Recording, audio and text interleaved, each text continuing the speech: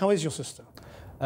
Latest we have is that I don't think she actually knows what the verdict is. I mean, it is still unofficial, but the judge showed the actual verdict to the lawyer yesterday. But in terms of physically and mentally, she is still recovering from the hunger strike that ended about 3 weeks ago.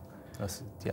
So how much contact do you have with her, if any? Myself, none. But my parents, they get regular phone calls and they have regular visits to the prison.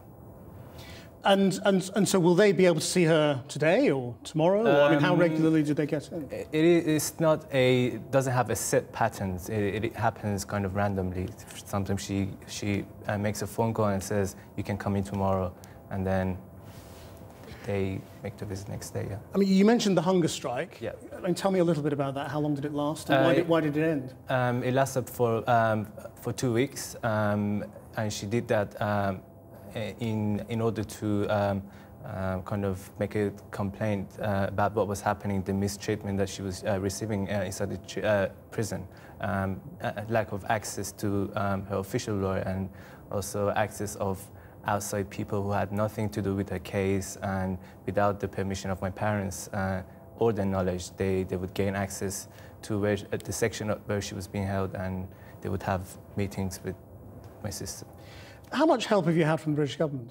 I have met them a couple of times, once before the UN General Assembly and one afterwards. And obviously Mr. Hammond and David Cameron, they raised the issue with their Iranian counterparts.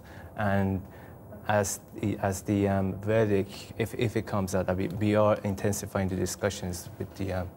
So did they give you any grounds for optimism after that meeting with the new president, who your sister seemed to support? I mean, sure, we get some level of optimism, but things are happening so fast that we cannot really predict what's going to happen next. So I think we're in a constant state of adaptation and adjustment, really. So. Did she have any idea that there was a risk that she would end up in jail by going to do that? I mean, she knew what she was going to do was wrong in some form, as Iran sees it. Well, the president of Iran was, at the time, was advocating for women the right to get into stadiums, and also Iran had a formal agreement with the International Volleyball Federation so that women could get into stadiums and watch the match. And it is important that she did not break a single law on that day, because she did not force her way into the stadium. She was simply asking for the guards to let her pass the gates. So I still don't understand why she would be arrested in the first place, really.